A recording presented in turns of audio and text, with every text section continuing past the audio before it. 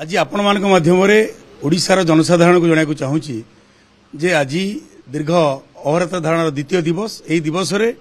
सरकार तरफ एक आलोचनार परिसर सृष्टि होता एवं आईन और स्वास्थ्य मंत्री अध्यक्षतार एक बैठक बसी प्रकोष्ठ जो थे कि विद्यालय गणशिक्षा मंत्री उपस्थित थे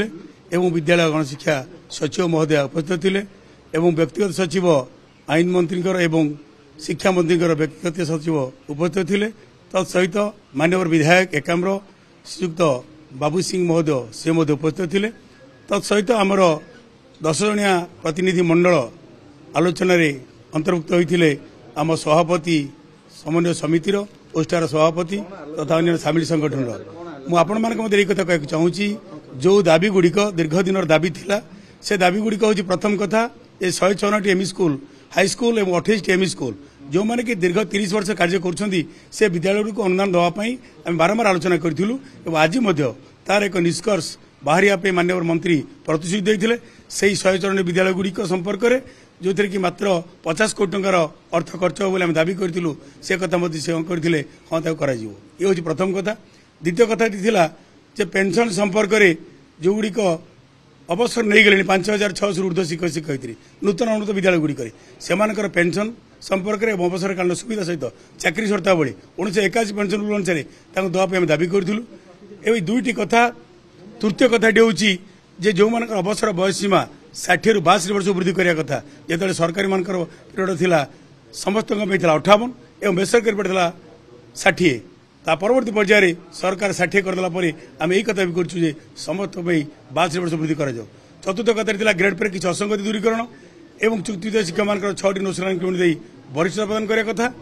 एवं सामग्रिक सबु विद्यालय महाविद्यालय गुड़ी को सरकार सरकारीकरण कर दिखती ये निजुक्ति हो पार ये अवसर कालीन सुविधा मिल पेंशन मिल और चाकरी सुविधा मिल यही कथा कहपर माननीय मंत्री आईन मंत्री और विद्यालय गणशिक्षा मंत्री जो कथा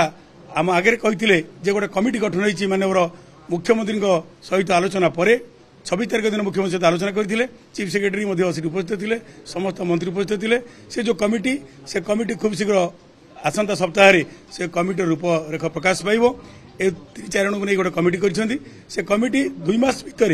मैक्सिमम 2 मास भितर तार रिपोर्ट प्रदान करिवो एवं एई जो विद्यालय जो समस्या गुड़िक समस्या को समाधान करिवो मुख्य समस्याटी हूँ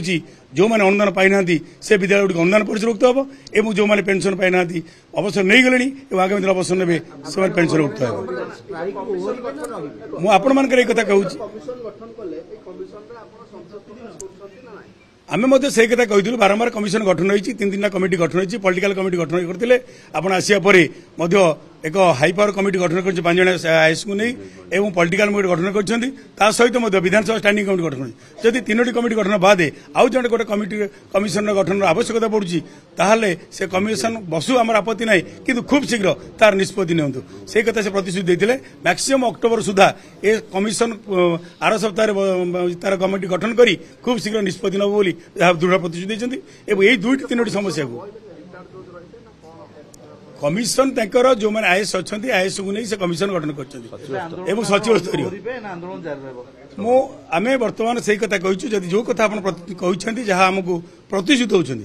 एक लिखित प्रतिश्रुति देले आम आंदोलन स्थगित करेबू एवं यह परवर्ती आम निष्पत्ति अच्छी आमर जो कोर कमिटी अच्छी कोर कमिटी निष्पत्ति नब ए संपर्क में आपण मानक आम तार चूड़ांत रूप